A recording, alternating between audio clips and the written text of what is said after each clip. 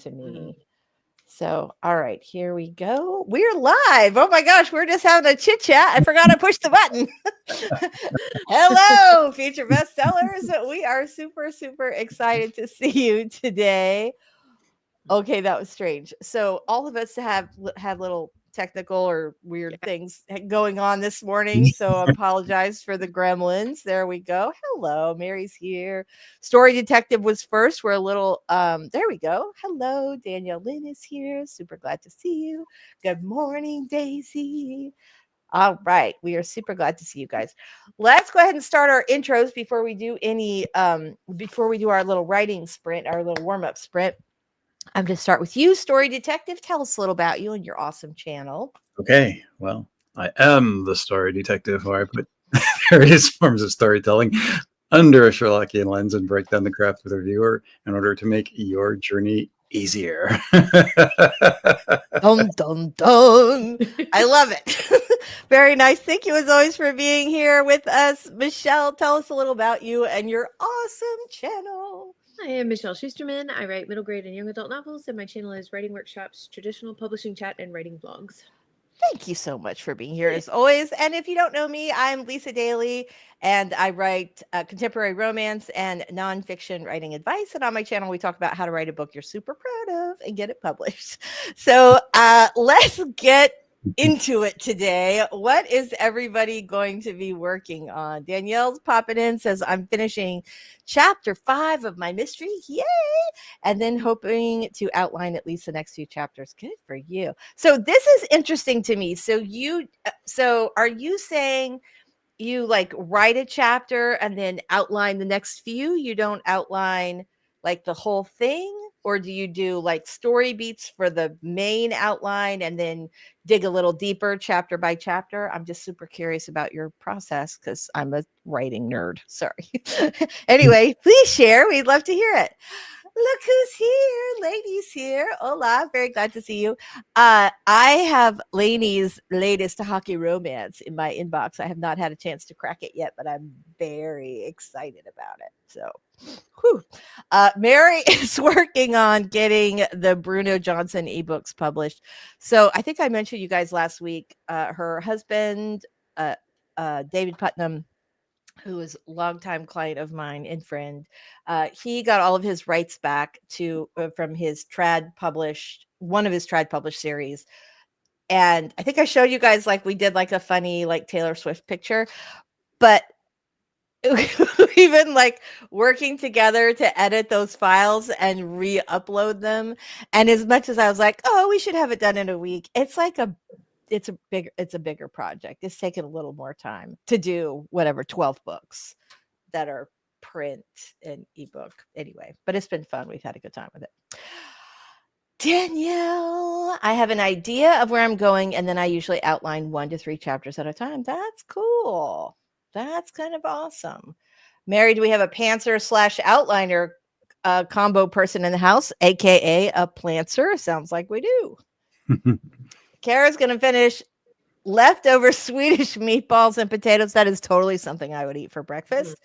And then work on a story for upcoming anthology. Very, very nice. Yes, this is true. Mary and I met like a lot last week. We just were like simultaneously working on Zoom to get all these books up. And the funny thing is, like, you have so many, like I had like Calibre because we're editing some of the book data. I have Canva open. We got all these different programs open. So literally I'm just hearing her, even though we're on a Zoom call, because the Zoom window was like buried, 57 windows deep. Kara says, I'm a pantser planner hybrid. We call ourselves plantsers. There you go. Very nice. Lainey doing final edits before I have to get my holiday book to my narrators. I'm so proud of you. That's so awesome. All right. Story Detective, what are you working on today? I'm working on client work, so I have someone else's story to put under the Sherlockian lens. That's good. Well, the Sherlockian lens, works for everything. Michelle, what are you working on today? Same, actually, client work. Fantastic. I am working on my hockey romance today, trying to I'm doing the funny, make it funnier pass. So trying to funny it up and kind of, because the first draft is rough. So, but I'm excited, having fun, loving it. There you go. All right, you guys, let us know what you are working on in the chat if you have not already. And let's go ahead and start with our first 5-minute warm up sprint. Let me get that rolling. All right, there we go. Okay, so we're going to start with 5 minutes on the clock. This will give you a great opportunity to open up your document, get your big vat of caffeine going, do your finger stretches. I don't know if anybody does that. Whatever you need to do to get ready. So let's get that rolling in 3, 2, 1. Warm it up.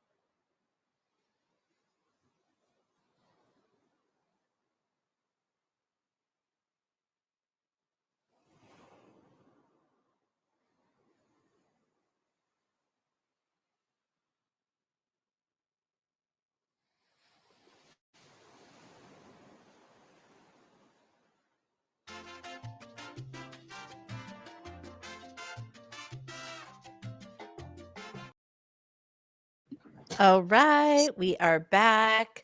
How did everybody do on that first mini sprint? Let us know in the chat. Got many documents open. I Very started good. this guy. He has these chapter openings with little news clips of things that are happening in its future of Japan. He has these really cute ideas, everything from hotels to coffee houses to pizza parlors. He's one of these guys that's going to catch on and make reality happen from his story at some point. I love that. I love that. That is really awesome. It's cool too. Like those little details are the things that Mhm. readers really fall in love with. So I absolutely love that. I was talking about how I doing a make it funnier pass on my new hockey romance, and Mary was like, "I want to make it funnier pass on my whole life." Me too. Right. Very nice. Dawdling writer trying to get some words down before I have to go to the dentist. I feel that. Fiction with Bronzo. Hello. We are super glad to see you here. And 1,000 Great Books says, hey, just hanging out, dead tired after work. Sorry about that. Trying to find the energy to open the dock and write. We Hmm. feel you. All right. So for this chat, that's your whole goal. Just open the document. It's just there. You don't have to write anything. Just open it. Just see how it looks. All right. Let's talk about some publishing news this week. There's been some stuff happening. Amazon cut a ton of book staff. And and that's a pretty big blow to their book division. They've laid off even more team members in an effort to slash costs, which if Amazon's slashing costs, that can't be a good sign. But there's been a drop in book sales, and this move is sort of signaling, I think, a shift in Amazon's priorities. So I don't know if they're moving to bigger profits elsewhere. But I think one thing this does tell us is that if you are an indie author who is exclusively in Kindle Unlimited or KDP, like just keep an eyeball on that. And because you might need to go wide, you don't want to put all your eggs in one basket if they're stripping all the grass out of that basket. That's not a very that's not a very good it's not a very good one, but sorry. It's not surprising though. Amazon went for numbers right from the start, being a big corporate entity from 6 novels a year to 12 novels per year. I mean, how are people going to keep up the quality and maintain it over time? You're either going to run out or just keep producing stuff that's mediocre, and it's not going to sell as well. Yeah, I think there's some truth to that. Although I will say, I have come to the realization that there are people on the planet, not me, but there are people on the planet who are really fast writers and are able to produce some really good books in a fairly short period of time. Certainly not like a week, but although I don't know, there have been famous books written in a week. I can't think of any now at the top of my head, but I know I've read about them.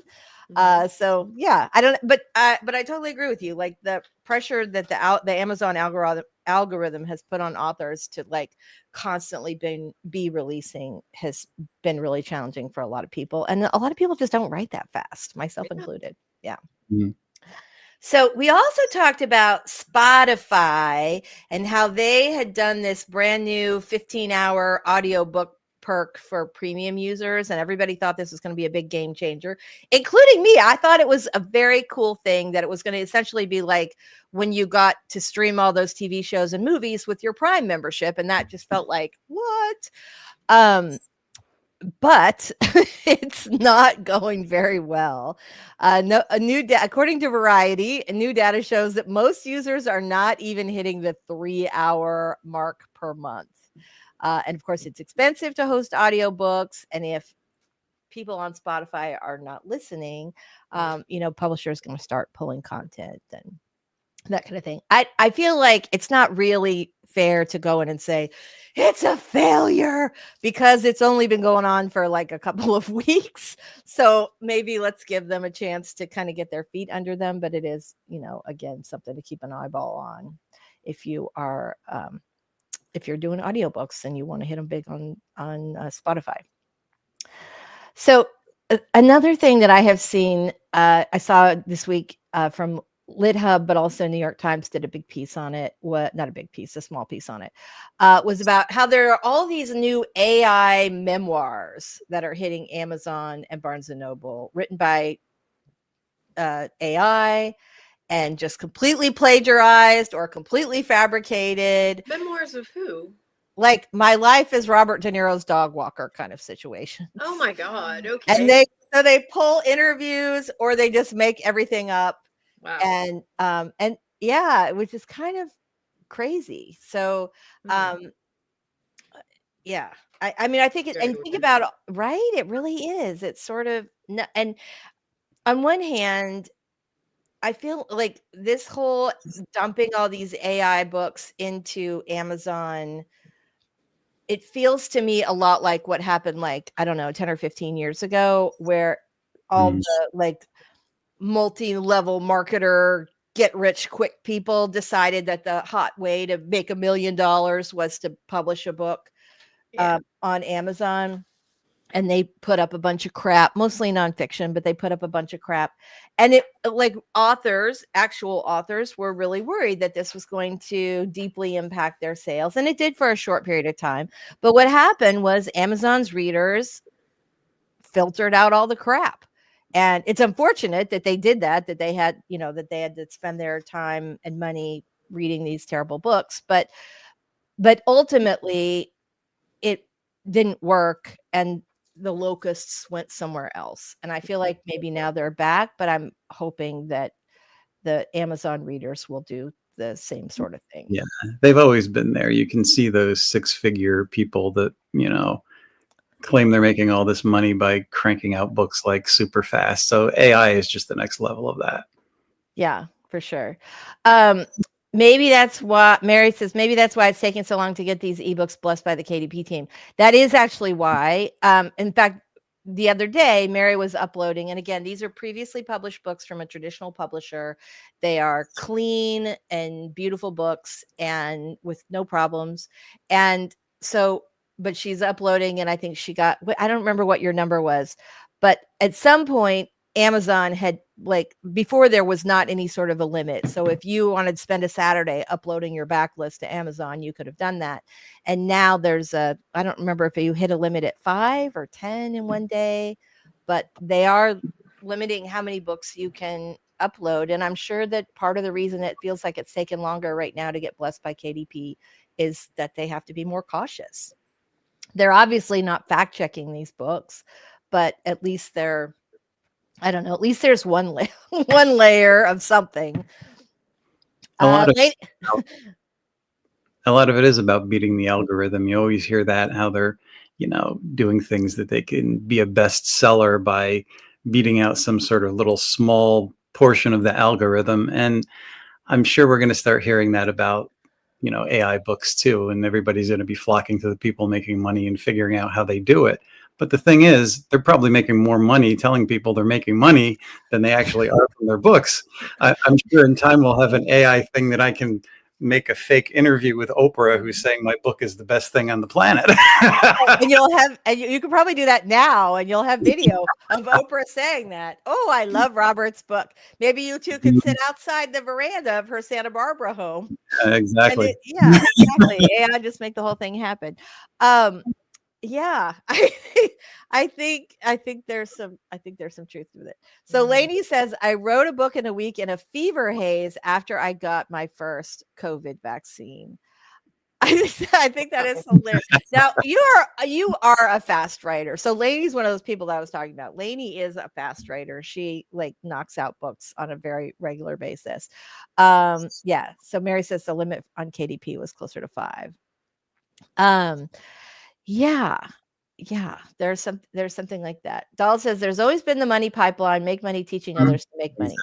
Well, especially when like financially times are challenging or uncertain, that those are the types of things that people flock to. Yep. Yeah. I wonder if several authors could publish under one name to ride the algorithm. Possibility. First of all, I don't know if you've coined that phrase or if that's something that's been around, but it's the first time I've ever heard ride the algorithm, and I freaking love it. So yay. Hold on. You know what you're getting? Because you're so awesome. And I think you know it. And I'm talking too long because I picked up the wrong page, but here it goes. Thank you very much. Yeah, I think that would actually be a really good strategy, to be honest. I asked Copilot to write a memoir about Dave and I, and it included this line: David's journey into writing began in childhood with afternoons spent scribbling in journals of the shade of oak trees. I'm trying to picture 6'8" Dave. Is that how tall he is? He's like very tall. He's like insanely tall. I think he's like 6'8". He's very tall. I'm trying to imagine giant Dave hunched over pack, scribbling away in his notebooks. I just love it. And it was all past tense, like we're already dead. Oh, that's also creepy. Oh my gosh, that's crazy. So, have you guys heard about this big brouhaha about an author named Britt Andrews? She's No. a paranormal romance author, and she had quite a rabid fan base. Like she just had really dedicated fans. And a couple years ago, like almost 2 years ago, she launched a Kickstarter to fund special editions for the second book in a 2-book series. And the second book was not yet finished, which she said in the Kickstarter. And she earned like $95,000 from that Kickstarter. Wow. Yeah, which is awesome. Yeah. Except 2 years later, she still hasn't finished the book. Oh God. Nobody's gotten their special editions. My palms are itchy. Just I know. And like a so panic attack. I know there's part of me, like the first thing I said, the Horror Geek actually sent me this YouTube video about it, and I kind of dug into it a little bit, and it just made me sad. The first thing is, I'm like, you have an author fan base that is willing to give you almost $100,000 on a Kickstarter, and it's like, that is like, you just shot the unicorn in your backyard. Like, the fact that she has this super active Facebook group, and these fans, even now, 2 years later, after all this mess, she still has like some really dedicated fans, but she also has some people who are really, really pissed off at her, who used to be dedicated fans, who aren't. And I like, on one hand, I go, yep, I understand how being a writer, that we are probably more impacted in our ability to do our jobs when shit's going sideways in our lives, because you're like, it's all about what's happening in your brain. And I will also say, when I wrote Single Minded, and I was very lucky, but I'd had a horrible thing happen to me, and my agent talked to my editor, but I was like a year late turning that book in. Now, it, like, nobody had bought it. It wasn't up on pre-order yet. It wasn't the same thing. But I had a last summer, you guys remember, was it last summer or 2 years ago, when we had the baby, I had to cancel a bunch of pre-orders. Yeah. But that's a little different thing. Sometimes that happens. Right. Amazon only gives you 30 days. So you can't go, oh, I can do this in 90 days. You have to pull the whole thing down. And I just, like, yes, sometimes stuff happens, but I'm like shocked and horrified that she's holding, like, she should have just done refunds. Like, she should have said, I'm so sorry. I've had some stuff happening in my personal life, and I can't finish this book on time. And I hope you guys will back it when I am able to have it finished, but this project's not going to happen, instead of 2 years of, yeah. So I don't know. What do you guys think about this? Sorry, Doll says never launch a Kickstarter if you won't finish the book. We, the slow writers, need to be super careful. That's true. If you're not sure the book is going to finish, or and obviously nobody can predict, getting struck by lightning or something like that. But yeah, like that's a big thing. That's a really big thing. I'm sorry if I missed this, but did that author come out and say, has she she has made, yeah, she sort of disappeared for a while, and I don't know what her specific situation is. I only know kind of what I saw on like the Kickstarter updates. And that was just that she was going through some really rough stuff. She'd had some sort of traumatic event happen to her, which she alluded to but didn't talk about specifically. And then she also was going through a divorce. And I mean, it sounded like she had some, stuff in her life happening. And certainly every author writer here has had something happen at some point in your life where you just can't write. So I totally understand that component of it. But she sort of disappeared for for a while, and now she is doing regular updates, but people are angry because she's updating, but she's not really saying anything new. Which, and if you're like, yep, I'm still going through a big disaster, stay tuned. Yeah. And so I was just wondering what you guys thought about all that. I absolutely see. I don't know if she was going through a big life change, unless she had money, she may have had to survive on that, especially in a divorce. I mean, who knows where she ended up, but not giving any kind of updates and disappearing. I mean, that can happen if you're, really in a bad place, I guess. Yeah. Hard to say. But yeah, I would give a better explanation if I were her. Yeah. Well, and at this point, like, people don't want the book anymore. Like, it's been 2 years. They feel like they've been misled.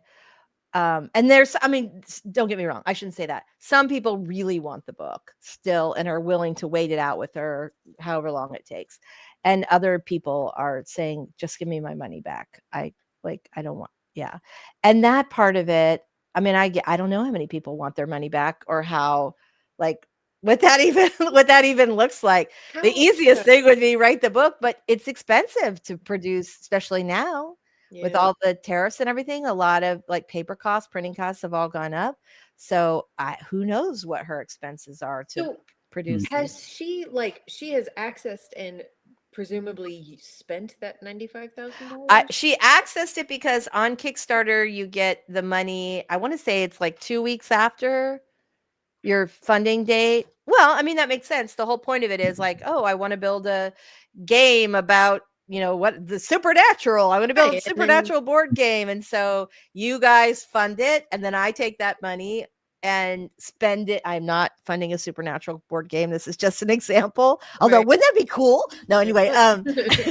So I take the money, I produce the game, and then I send all my backers their stuff. And sometimes that takes, sometimes there are production delays, and sometimes, that's common with Kickstarter. But she went for a really long time without letting anybody know what was happening. And I think I'm sorry, I just saw what Daisy said, because I was thinking about Brandon Sanderson and his crazy successful Kickstarter, but he wrote the books first, because that's what I was thinking. Like, producing the books is one thing, and you do need money for that, but technically all it costs you to write the book is your time, which we have all done without payment. So I feel like if I were ever going to do a Kickstarter, I would need a draft first. And then I would launch it and be like, this is going to pay for like editing and production.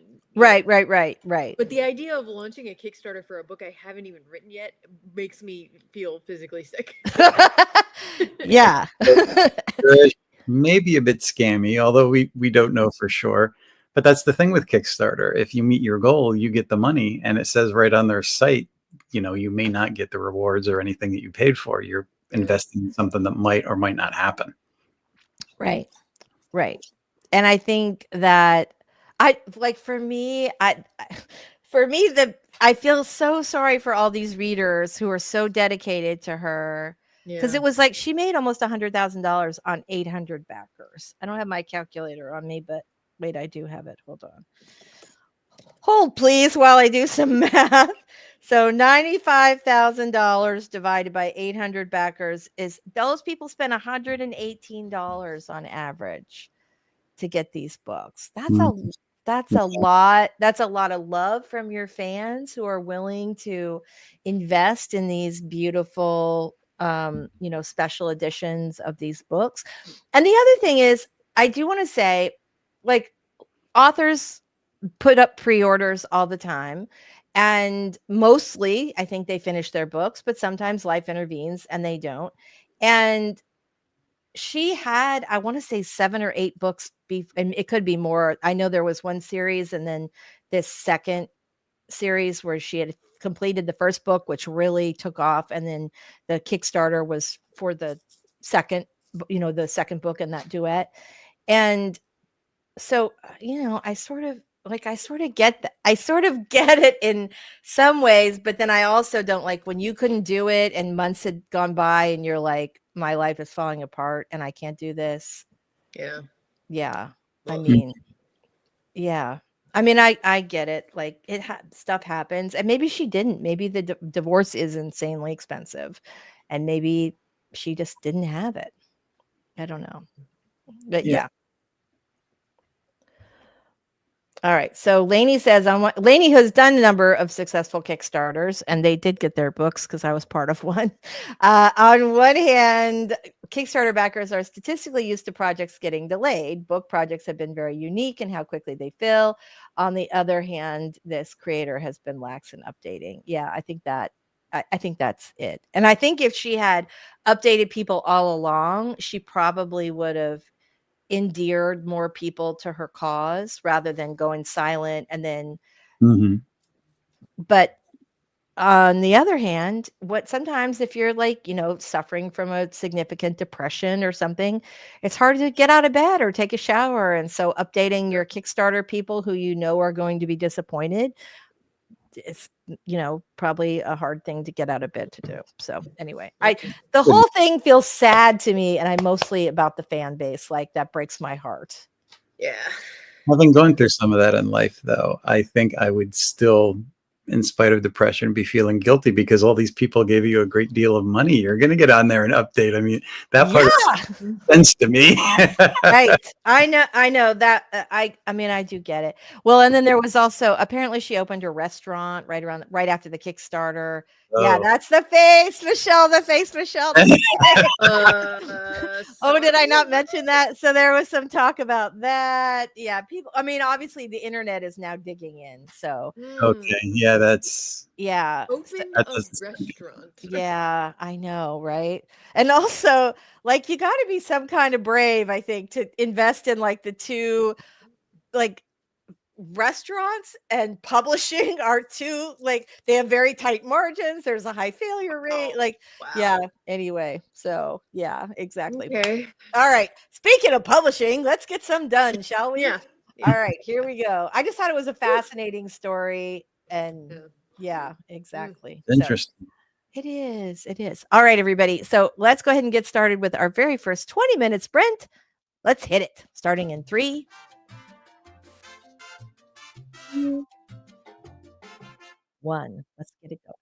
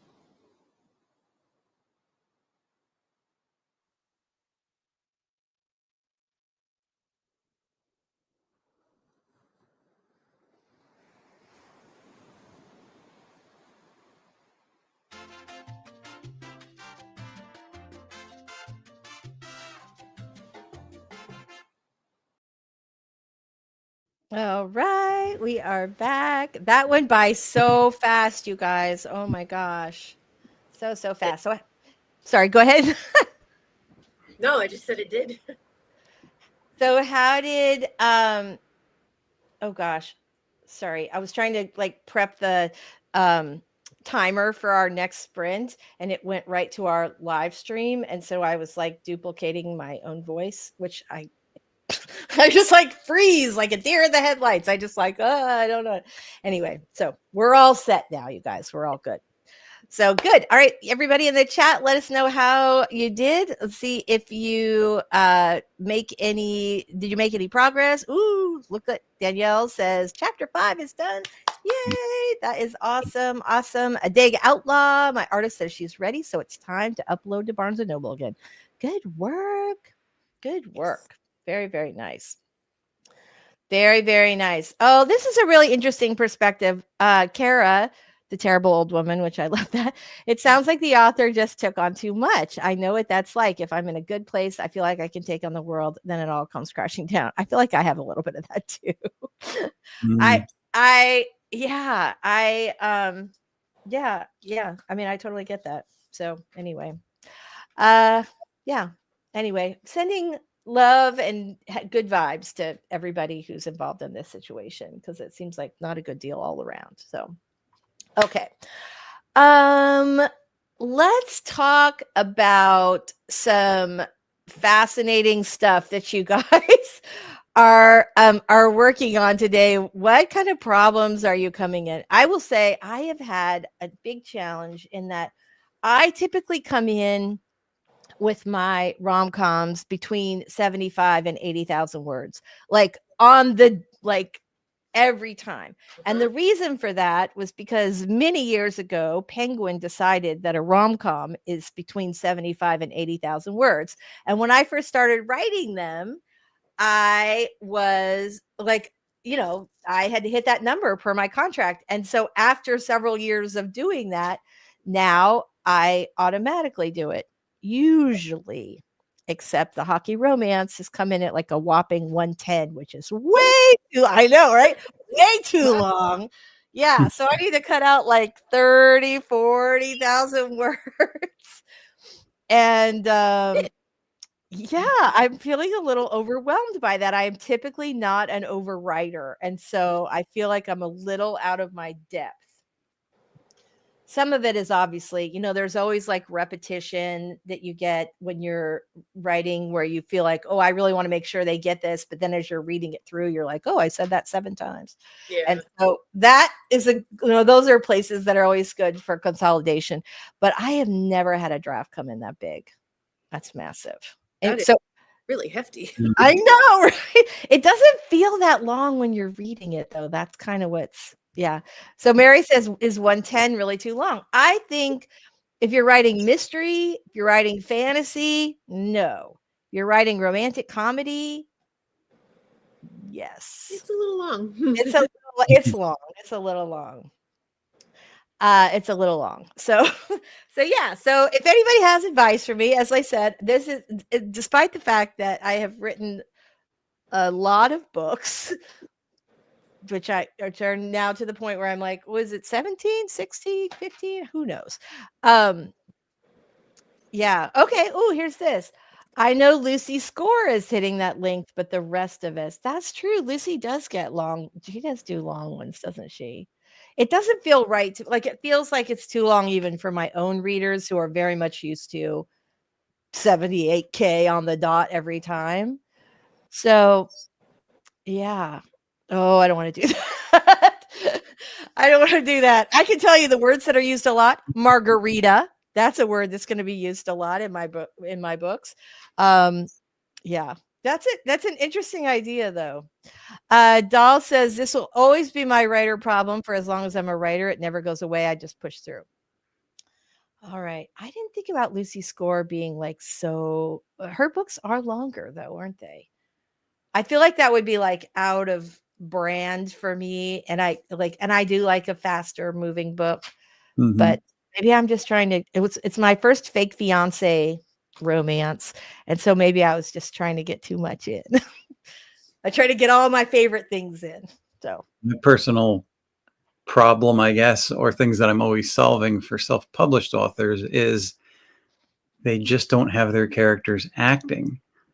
Like, you know, there's too many adverbs. I mean, Stephen King says he hates adverbs, but if you think about it, you're telling the audience how your character is acting. So you have bad actors and you need a voiceover saying, she did this quietly.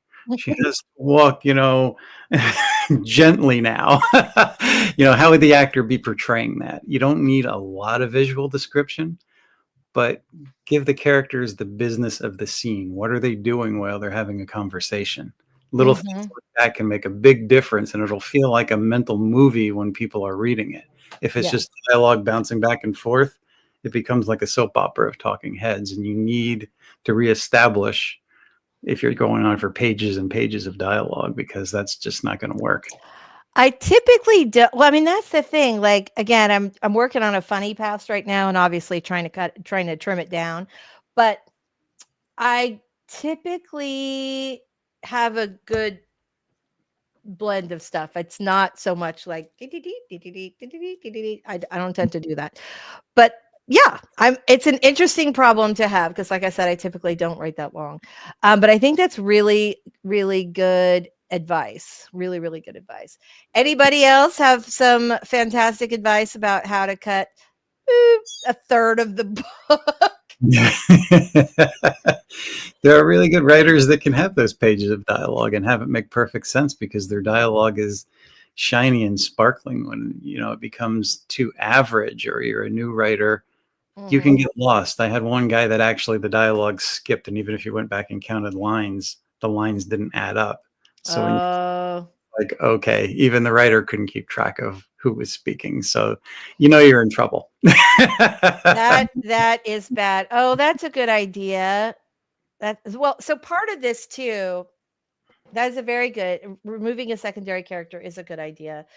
I try only to have characters that serve a purpose, but one of the challenges that I'm finding is that this is my first series. I've always written standalones, and the challenge for me is that I have to pull it, like, obviously it's a hockey team, and there was like the first book was a romance between the team captain and a figure skater, and then now we have this fake fiance, and then the next book is the one of the heroine's brother and the hero's teammate, like it's her brother, but the two guys play together. And so I have to have him in because he's the subject of the next book. And I think, and then the other thing is I always get dinged. I swear to God, you guys, I always get dinged on my sex scenes. Here's why. My first book is mostly closed door. Like, it's pretty, I never like really loved writing sex scenes. But my readers asked me, like, I was touring for 15 minutes and they're like, oh, you know, what happened? What we need more sex. And so when I wrote Single Minded, I put in, I'm like, whoo, okay, this is going to be so steamy. And then they're like, oh yeah, but we would really like more sex. And like, so every book I like push it. And part of it's just like readers right now want more action, especially the TikTok crowd. And bless them for that. That's fantastic. But I feel like I'm always like pushing to add more sex in my books. And I think that might be part of the problem as far as the length. And I was just about to make a dirty joke, and I'm not going to. You guys are all writers. You can think of it yourselves. All right. If anybody has any questions that we want to talk about today, let us know in the chat. Otherwise, let's go ahead and do another sprint, and we will come back to those questions when we come back on the break. All right. Who's ready? I am. All right, me too. All right, here we go, everybody. Starting in 3, 2, 1.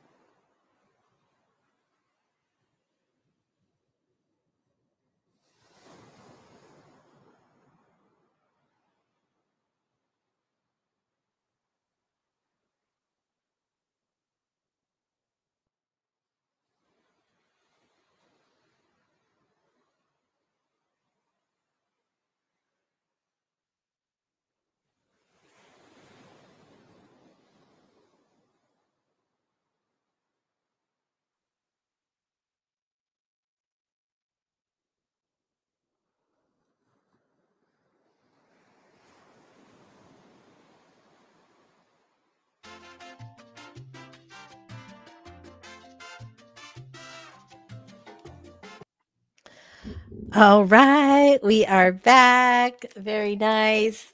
How'd everybody do on that last sprint? Pretty good. Pretty good. Fantastic. Fantastic. All right. So, yeah, so fantastic. Very glad to hear it. How about you guys in the chat? Let us know how you're working. So, I thought this was really interesting. I feel like the adverb, like they are overused. However, I feel like the adverb is a valuable part of speech. It can be. Yeah, it can be. It can be. There we go. Lady says, I got very distracted by all the new Vellum features, and I'm still working on getting this manuscript to those narrators. I am not familiar with because I use Atticus instead of Vellum to format. And although I keep thinking I'm going to switch to Vellum because like people just come up with these incredibly beautiful books with like the sprayed edges and yeah, beautiful. Sprayed edges are cool. They really are. Danielle outlined chapter 6 and mostly all of chapter 7. Look at you go. Nice work. Nice work.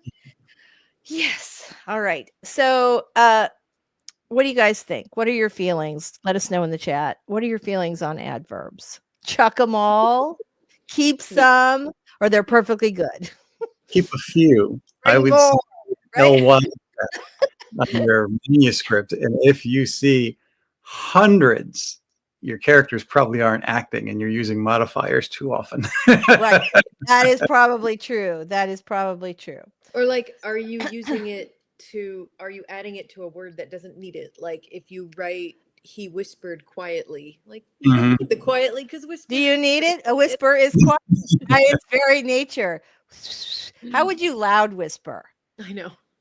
That would be a time, right? If your mother is dragging, I don't know why I see this. Your mother is in your story is dragging the main character out of a garage sale, quiet with like whisper shouting to her. Whisper shouting is a phrase. Right. Okay. Yeah. Yeah, exactly.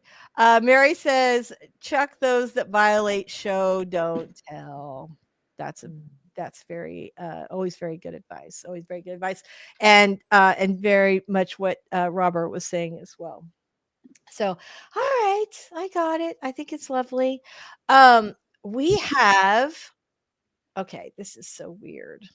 StreamYard just I don't know if it's my computer or if they just did like a new like telescoping sort of feature, but I just moved the window and all of a sudden me, Robert, Michelle, and I were all like big. Like, like if we all went like that. I don't know why that was, but it's going to take me a second to compose myself. That was kind of a like, what is happening? That's so strange. I don't think it's a new feature on StreamYard. It must be some weird thing my Mac is doing, but I'm like, what? Okay.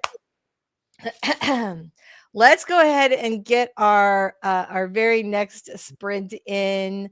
Let us know in the chat if you have something that you want to ask or discuss. But otherwise, let's get rolling and do some more writing because I think we're all on a roll today. All right, let's get this up on the thing.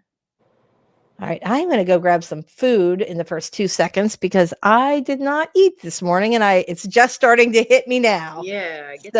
I know, just gonna get a little yogurt drink or something. So just to tide me over till lunchtime. All right, everybody. Here we go. We're gonna get 20 minutes up on the clock. Did I already do this? Yes, I did. Starting in 3, 2, 1. Make it count.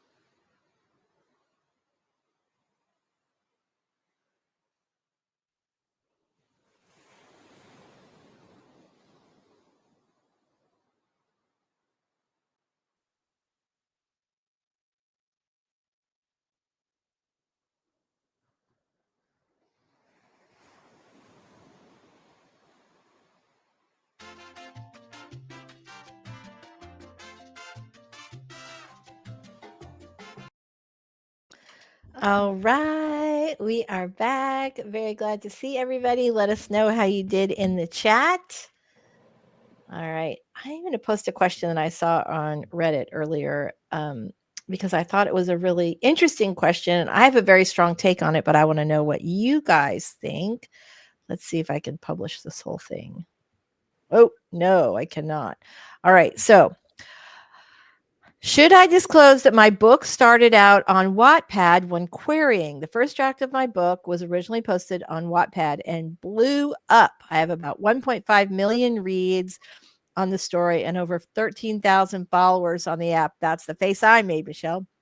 People were making TikTok videos talking about my story. I still get comments and messages about it today since I've published it. The story has changed a lot. Characters were added, removed. The writing style has changed a bit, but the general plot is still the same. And I'm thinking about trying to get it traditionally published at some point. When that time comes, should I disclose that it started on Wattpad?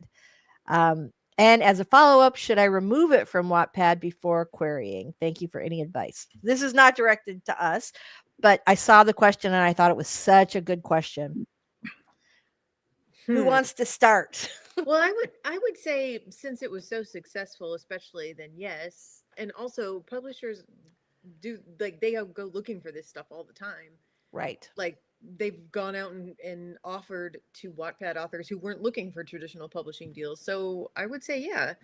I don't take it. Should you take it down though? I honestly don't know what, like, if there's. I wouldn't take it down because then you lose your viewers, your follower. No, are you kidding? That is proof of concept right there. You go, look, buried over here on Wattpad. Look how popular this book has become. Right. That's a built-in audience, a huge audience, audience. Yep. And if it changes, you're probably okay. They can see the original version and compare. So that might be kind of an interesting thing to have. Right. I'm thinking the same thing at first, though, because they don't want to see like a book that's already been published before and accept it because, you know. If it does well, independently published, publishers absolutely want to get on board with that because it's like a big market test for them. Mm-hmm. Yeah, so if you knock it out, I mean, this is why I think a lot of indie authors have gone on to do traditional publishing deals if they didn't start that way, or do trad publishing deals just for their print work and not their ebooks or however they work it. I know sometimes they split it now, which is crazy because I had a client a million years ago who was really successful online, and he got a trad deal, I think from Kensington Press, for his book that he had sold really well by himself. And he did not want to give them the ebook. He only wanted to give them the print.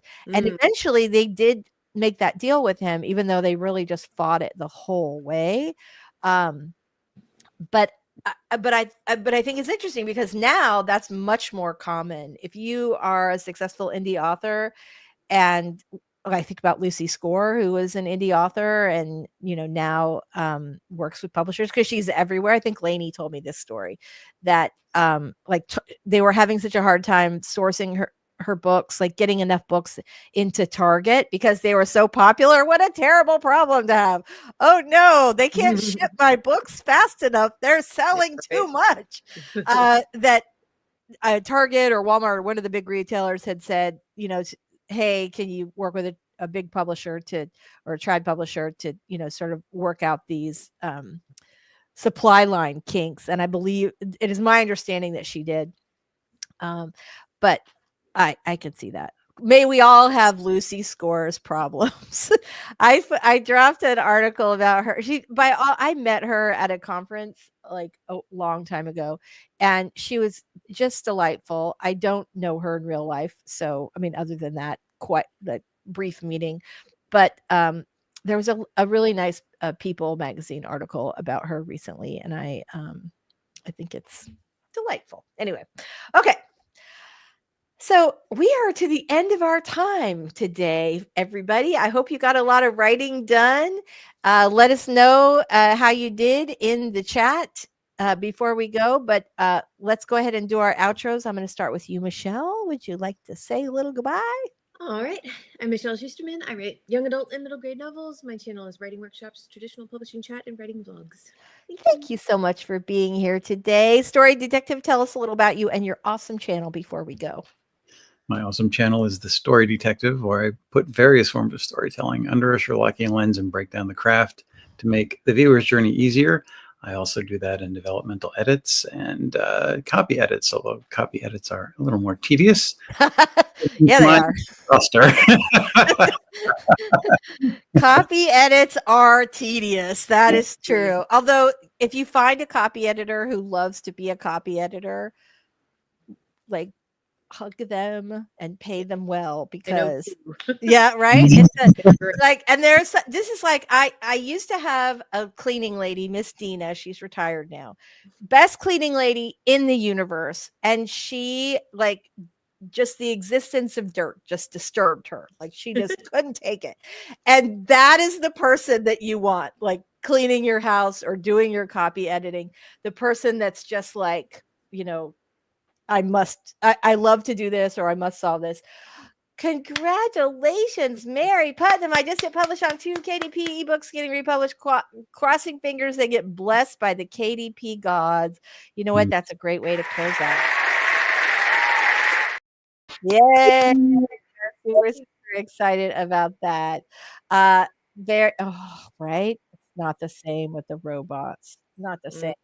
Our current cleaning person is lovely, but she had surgery and she's been out for like months, and you can tell in my house.